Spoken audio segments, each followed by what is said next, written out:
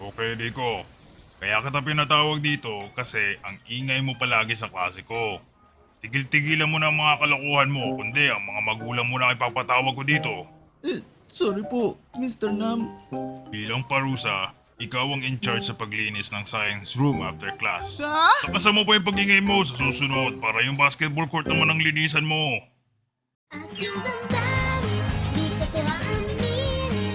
Ang inaasar ka, para di mo mahalata ang gusto kita. Pero sa'yo ay tuwa ng puso ko. Sumasaya ang araw ko dahil sa'yo.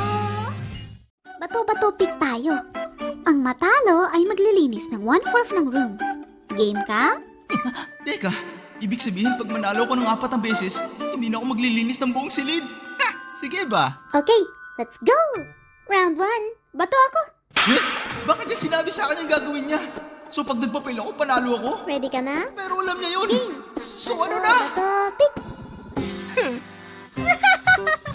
Sabi ko sa'yo, bato ako eh. Kainis ka!